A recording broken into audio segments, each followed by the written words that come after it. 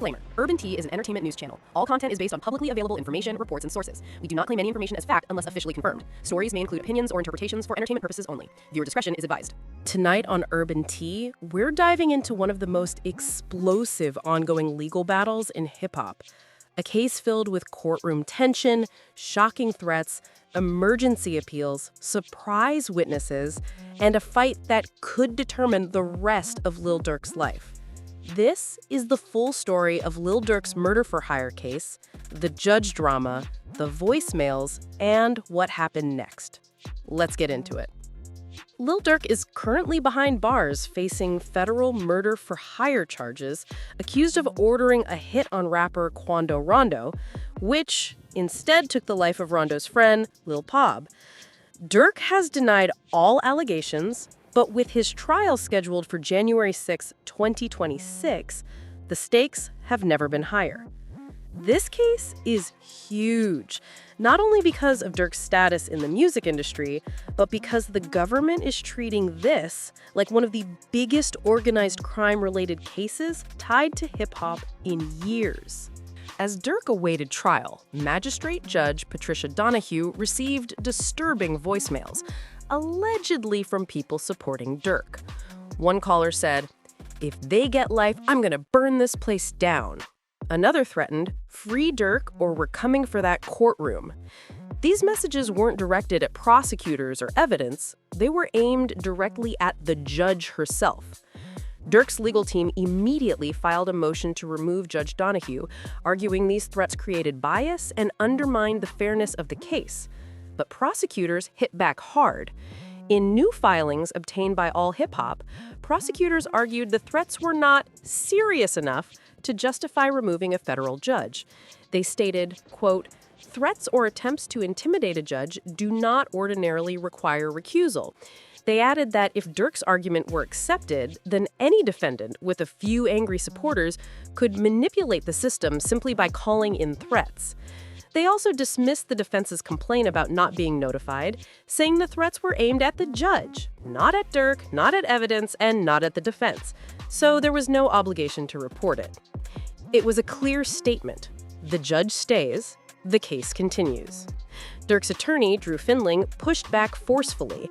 He said the secrecy around the threats broke the transparency required in a fair trial. He argued, the integrity of criminal prosecutions depends on impartiality. Here, both were fatally compromised. Durk's team believes the judge should step down, or parts of the case should be dismissed entirely. This argument set the stage for a major courtroom fight. After reviewing the filings, Judge Donahue responded, and she made it clear she would not step down. She stated there was no reason to believe she couldn't be fair. She also noted that threats, especially from unknown individuals, don't automatically justify removing a federal judge. This ruling was a major blow to Durk's defense, and they weren't having it. Instantly after the ruling, Durk's lawyers filed an emergency appeal with a higher court. They argued the judge brushed off serious concerns. Her refusal to recuse herself proved she was personally invested. The voicemails created an atmosphere of bias. This emergency appeal temporarily slowed the momentum of the case and even put the January trial date in jeopardy. Inside the facility, officials reacted to the threats surrounding the case. According to reports, Durk was moved to a higher security unit. His phone time became more restricted. His visitors faced additional screening. His communications were monitored more closely. Not because he did anything, but because his case was becoming a flashpoint. Durk reportedly told his team he doesn't want fans doing anything reckless. But the damage was already on the record. Just as the appeal moved forward, prosecutors escalated the situation with new evidence filings. They revealed location and GPS data, messages between alleged associates, vehicle tracking, social media activity, financial transfers they believe tied Durk to the alleged plot. Durk's team said prosecutors were trying to overwhelm them, but the government wasn't done. In another twist, prosecutors disclosed the existence of a cooperating witness. This witness claims They heard Durk authorize retaliation, they witnessed planning conversations, and they were close to people involved in the alleged plot. Durk's team immediately questioned the witnesses' credibility, calling them a liar seeking a shorter sentence. But prosecutors plan to use this witness at trial, and juries tend to react strongly to direct testimony. Fighting back, Durk's lawyers filed motions accusing the government of misreading encrypted conversations, using rap lyrics as evidence, relying on unstable informants, and building a story instead of presenting facts. They say federal agents want to turn Durk into the face of organized hip-hop crime, something they call irresponsible and discriminatory. This back and forth has turned the trial into a legal war.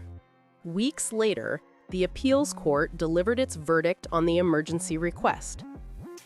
The judge stays. No removal. No delay. No reset. And just like that, the January 6th trial date was back on. This was a devastating blow to Durk's defense, and insiders say it changed the mood around the case completely. Sources close to Durk say the appeals loss hit him hard. He reportedly told visitors, "They want me gone. They twist in everything. I gotta fight. I'm not giving up."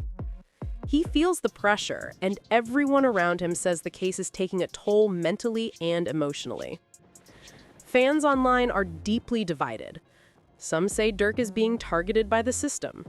Others say the evidence is stacking too fast for him to escape. Hashtags trending include hashtag free Durk, hashtag Durk trial, and hashtag they targeting Durk. The internet is treating this like the biggest rap case since the YSL indictment. Here's where things stand right now. Judge Donahue remains on the case. The emergency appeal failed. New evidence is approved for trial. A cooperating witness is prepared to testify. Durk's team is fighting harder than ever. If convicted, Lil Durk could face life in prison or a decades-long sentence. If he wins, he becomes one of the most vindicated artists in hip-hop history. Either way, this trial is about to shake the culture. And Urban Tea will be right here delivering every new update as it happens.